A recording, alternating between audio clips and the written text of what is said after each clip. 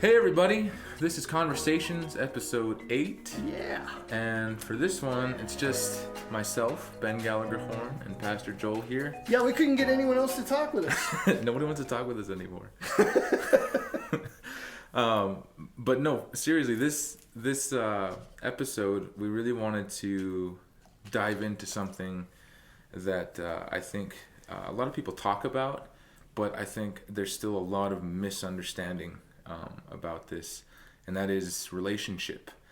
And what does that mean? Relationship with God. Yeah. Specifically. Yeah, and I think like the thing that we kind of want to get at in the heart of this entire conversation video is how does our relationship with God affect every other relationship in our life? And how do we navigate that relationship with God, and what is pursuing intimacy with Him in relationship how does that benefit other relationships? How does that benefit our relationship with God? And yeah, so let's just dive in. Yeah, there's, I think, a lot of mystery about it because there's a tendency for us to approach God as an abstraction and not as a personal being. Mm-hmm. And as long as we're approaching God like He's an abstraction, how do you have a relationship with an abstraction? Yeah. And to discover that He is real. Yes, He is spirit, but He is real. And He has made Himself so accessible to us.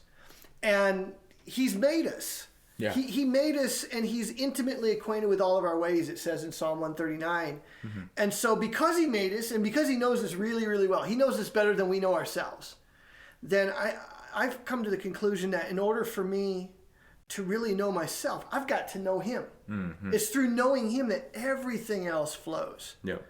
And that's one of the cool things I've discovered. It's easy to make relationship with God about church stuff. Yeah. You know, like going to service, going to Bible study. And so people go to church, they go to Bible study, they go to a prayer meeting or whatever, camp meetings, and they'll call that relationship. Yeah. It can be a part of relationship, but that's not really it. Yep. That's not really what we're after. It's really about knowing God and being known by Him. Mm-hmm. I think there was something this past Sunday when you were preaching, and I think the idea that that being known by God is just as important, if not more important, than knowing Him, because I think there's an aspect to our relationship with God that is crucial that a lot of people, I think, either don't understand, or maybe it just doesn't carry as much value as it should in their life. And that's the aspect of how much are we letting God in, and how much are we being open to Him. And I think that, because like you said, I mean, you you can spend years with a person and never really get to know them, or have them never really get to know you. And so I think there is something to be said about spending time and physically being in their presence versus actually opening up your heart and putting emotional effort and emotional energy into pursuing intimacy and knowledge of them, and allowing them to build intimacy and trust with you. Yeah, it's so important to make ourselves accessible to Him. Mm-hmm. And I think sometimes we shut God out of areas of our life, and because we shut Him out of areas of our life, it's like there's a wall that's there. And as long as there's a wall there, we don't really have intimacy. Mm-mm. And I know it's not maybe the best in terms of linguistics and language, but it's helpful to see intimacy as into me see. Yeah. Allowing God to see into our life, making ourselves accessible to Him, because He's made Himself very accessible to us. Yeah. And how do we approach that? How do you make yourself accessible to God? I mean, the way I begin to understand relationship is it's the same way that we have relationship with anybody else here on earth, because relationship, it's a biblical thing, and it's a heavenly thing. And so the real world manifestation or physical manifestation between human beings. It's the same structure. And I think the thing that I've realized is sacrifice. Sacrifice is a huge part of building intimacy, building trust, establishing relationship, developing relationship. Like, sacrifice is it's the cornerstone. Like, you can't have any effective or genuine relationship with anybody if you're not willing to sacrifice. And I think willing is a key phrase or key word in that statement, because and by sacrifice, correct me if I'm wrong on this, but it might be helpful to look at it this way. Like, what I'm doing right now, I've found it's really helpful to see what I'm doing right now. I have sacrificed everything else I could be doing to be doing this. Yeah. And so when it comes to spending time like with my wife or with my son, that's the kind of sacrifice I think that we're talking about. Is that kind of where you're coming from? Like I'm going to push away other things and put you, God, in the centerpiece of my attention and my focus, because I want to know you and I want you to know me. Yeah. And I think like the only way that happens like genuinely and effectively is if there is that level of willingness to let go of your desires and your wants and what you think are your needs, and really allowing him to show you, right? Like there's the verse Psalm 37:4 that I've kind of been on this past week that says, delight in the Lord and he will give you the desires of your heart. And I think a lot of people will like read that and don't really understand like what delight yourself in the Lord means, but then they kind of take and he will give you the desires of your heart and just kind of run with it. Yeah. And I think I mean I did that, like, you know what I mean? And to me it was like, well, if I just like do the church thing, and if I just like read, you know, the verse of the day every once in a while, or watch so and so on TV or TBN like every once in a while, or online, then no matter what I choose to do, God's going to bless that. Yeah. Or he's going to be a part of that, or it's going to glorify him, right? But I think what I've begun to realize is like when we come in a relationship with him and we submit our lives and become his children, like our desires become his desires become our desires. It's this like aligning of hearts, and it's our heart aligning with his heart. And so it really like, it's no longer like really our own like selfish desires of like, God's going to bless me with a car, or he's going to, you know, give me these material things. Yeah. But it's aligning of heart for the lost. And it's an aligning of a heart to see people come into relationship and come in to be with Christ and understand who he is, what he's done. And so it's really like when he says he will give you the desires of your heart, it's because your heart is changed, and your heart is transformed, and your heart is his heart now. And think of how he touches lives of the people that he spent time with. Mm-hmm.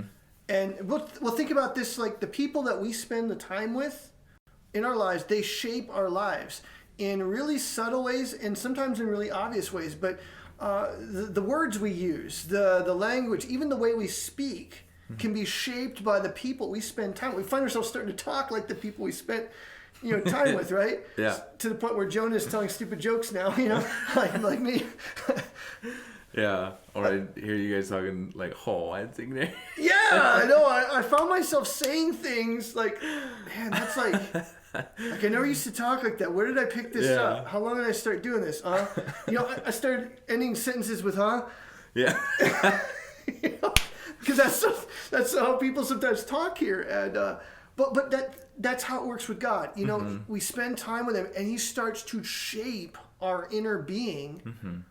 And so when we begin to delight ourselves in the Lord, he begins to see the thing that he's doing inside of me just begins to manifest out of me. Yeah. But yeah, he shapes the desire. My desires of my heart are no longer worldly, fleshly, selfish. Yeah.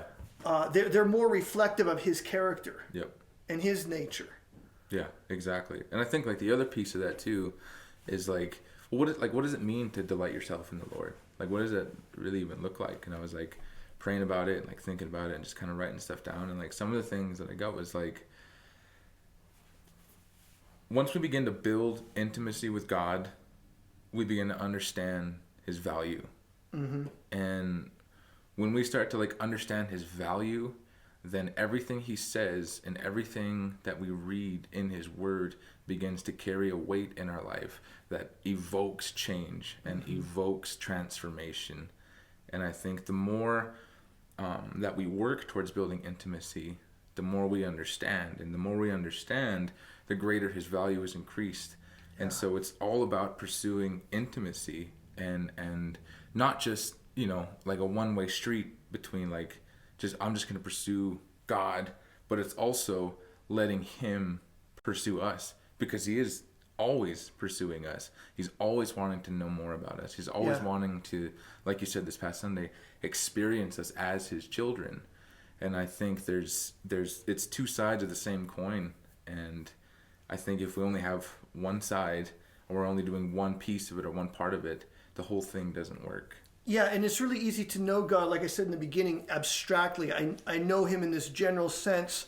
Like some people, they know me because they've seen me maybe in a video online, or they saw me at some event or something, but they don't really know me. Yeah. You know, they haven't experienced me. So there's a deeper level of knowing that God is calling us to, where he experiences us and we get to experience him. And that's the kind of relationship we're talking about. And the more that I get to experience him and know him, the more I see he's worth knowing. Yeah. And the more that he comes to know me, it's kind of weird, because in a sense it's like, yeah, he already knows me because he's omniscient. He knows everything. Yeah. But I feel like he kind of has withheld some things until we're in relationship, and because he wants to know me experientially. Yeah. And as he does that, there's things in my life that I discover about myself through him. Mm-hmm. And I begin to discover not just his worth, I begin to discover my worth, and then I begin to discover other people's worth. Yeah. There's that whole third dimension where I start to really see the worth of other people, and it changes my outlook on other people as well. Yeah. That's the one, like, I think one of the biggest things that I've like kind of stumbled upon, but then also like I'm still like working through it and growing through it, which is that idea that like I need to prioritize loving God as the number one most important thing in my life. Because if I can't love God, I can't love myself, because I don't understand myself. Mm-hmm. And like I'm saying, like it's all about like understanding and intimacy. And so like if I don't understand God, I can't love him, because you can't love someone or something that like you don't know. And so pursuing God, loving God first, that allows me and enables me to be in a position to where I can understand myself and make the decision and choice to love myself. And the third dimension, like you're talking about, is I can't love anyone else like effectively or genuinely if I don't know how to love myself first. Mm-hmm. If I'm not healthy, I can't help other people be healthy. Yeah.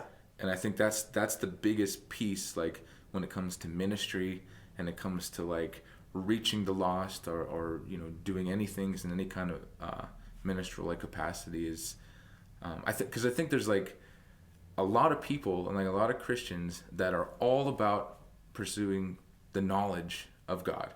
They're all about pursuing his word and reading books and pursuing head knowledge mm-hmm. and head wisdom and things. And there's a lot of people that have done that for their entire lives, and they know almost everything there is to know based on human literature and writings and books and scriptures and everything. They have all the knowledge in the world about God, but they've never actually known him. And I think that's where that verse in Matthew comes into play, where it's like, there's those that'll come to me on that day and be like, God, like I did all these things for you, like cast out demons in your name, like went to church and like donated online. Did all the church stuff. Yeah, watched every service online every Sunday on Facebook, and you know what I mean? And God's going to say, like, depart from me because you never knew me. Yeah. And he says, I never knew you. Yeah. That's heavy stuff. When you realize that there's, a day coming when a person could hear that would be tragic. To spend all that time, all that energy pursuing all the right things, but maybe in the wrong way. Yeah. And never really knowing the object of all of that effort and all of that learning. Yeah. And he's made himself so accessible to us. It's just by allowing myself to, become open to him, allowing him to speak to me, opening my life up to him. That's really what starts the ball rolling. Yeah. The word I like is vulnerable. Yes. Because I think that kind of encapsulates, like, there's an uncomfortable, like, almost, naked type feeling that you get when you, like, think about being vulnerable with somebody. Like, you're opening up emotionally. And he's already done that for us when you think about it, because he made himself into a human being.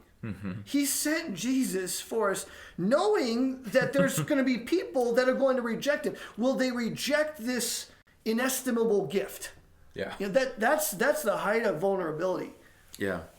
And I think if we can put ourselves in a place spiritually where we can, in a very, I think, small way, reciprocate that, and just by just letting him in and letting him into the pieces that we want to cover up, we want to hide, we want to keep hidden away from everything, that's what he craves. Like, that's what he wants. He wants to experience us completely and wholly, WH.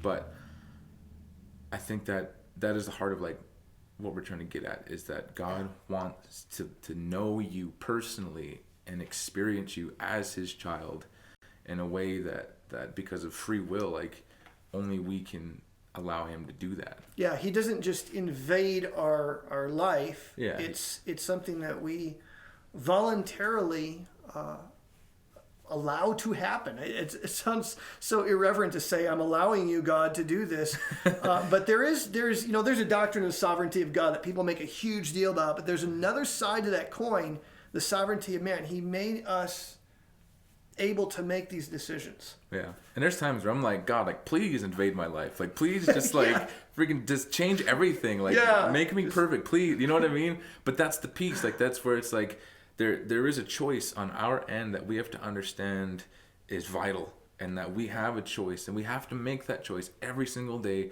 to pursue intimacy with him, to build trust, to develop relationship. And yeah, it's just... Yeah, allowing him to come in and into every corner of my life. I kind of picture it as, here's my house. Some of the rooms are clean. Yeah. Some of the rooms, well, there's a reason that door's shut. You don't want to go in that bathroom. Yeah, right? don't go into that one. We're doing some work in there, right? Yeah. And God wants to be able to come into every corner of our life. Yeah. Think of your life as a house. And when I allow him access to those areas that I've been trying to manage, I've been trying to fix it, I've been trying to get it cleaned up, and I don't want him to see it, I don't want him in there, I don't want you messing with this, God, I got this. Yeah. Well, how's that working out? The house is falling apart. Yeah. Like, let's just be honest. The house is going to crumble. Yeah, Like, exactly. And I find that when I do become vulnerable before God and say, okay, come into this area, it might be a little painful at first. Yeah. Because it hurts when our pride is, this is where we got to humble ourselves before the Lord.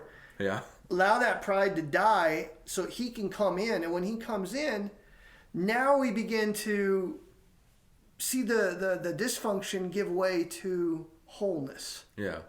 And it gets, I mean, I don't know if it gets, like, easier, but I mean, like, the more, like, you practice anything, the better you get at it. And being vulnerable is something that you have to practice. You have to do it over and over and over again. And, like, I mean, I still, like, have a hard time. Like, there's certain things and I'm just like, God, like, no, not now, not yet. Like, you know what I mean? And it's a choice. It's a conscious choice that requires effort to be put into it. Yeah, and willingness. I think willingness is probably the biggest thing, is if I'm willing. think about that. That's the obstacle to God moving in our life, is just simply, are we willing to allow him to experience us? Yeah. I mean, are there areas of your life that you're shutting off, you're not allowing God to experience you in? Mm-hmm. That if you allow him to come in and experience you in that area, that he brings his wholeness everywhere he goes. Yeah. The one thing, like, also quickly is just that, like, thing I've realized is God can't change what you don't give him. Yeah. And so if you're holding on to something that you keep saying, like, God, I want to be done with this, but you're still holding on to it. Like, he can't do anything with it because you're still holding on to it. And you have to make the choice to be vulnerable and let it go and let him have it. Yeah. In my concluding thoughts, Eric and I have been talking a lot about this. A book that's been highly influential in my life is a book written by a Chinese theologian. His name is Watchman Nee. And he wrote this book back in, I think, in the 1920s, 1930s, called Sit, Walk, Stand. It's a short little book. Powerful book, though. It's just a breakdown of the book of Ephesians. And he talks about how the Christian life begins not with walking, but with sitting, resting in relationship with him. And I think a lot of times we're trying to fix things in our life. We're trying to walk things when we're meant just to sit. And trying to figure out a way to articulate that there comes a time when, there's effort involved in our relationship with God, but there's a time when we need to stop trying and just allow him to be God in my life. And it's when I rest in him and I stop trying to do it myself and allow him to be God, that I actually get the strength from him to walk it out. Yeah. Like, as long as I was trying to fix it, I wasn't getting anywhere. I don't remember who I was talking to recently, or talking about how just really, really trying to get this job and trying to pay off these bills, and it wasn't working, just trying really, really hard. And finally it was just like, you know what, God, I don't know what to do. I'm going to stop trying. I'm going to leave it in your hands. And the minute he did that, then all of a sudden job offers start calling in, and he starts making the money to pay off these bills. But it was only when he stopped trying to do it himself. And that's where relationship enters that reliance phase. Yep. And so I really hope this has been, some things that kind of challenge, get you thinking about God, like he's a real person and not an abstraction. He wants to know you. Yeah. And he wants you to know him. And all it takes is for us just to say, God, be God in my life. Yeah. I want to experience you, and I want you to experience me. Yeah. That's good, man. I mean, we might have to do a part 2 on this. Yeah, this really, we're just really scratching the surface of something. The whole Bible is about this. Yeah. But we are running a little over time. Yeah, we're gonna have to wrap this one up. Yeah. So probably sometime in the near future we'll do a part 2 on relationships. But anyways, thanks for watching. Thanks for tuning in. We appreciate you guys. We love you guys. And we hope that this has been challenging. We hope this has been encouraging, comforting, uplifting. And stay tuned for more. Yeah, we'll see you at episode 9.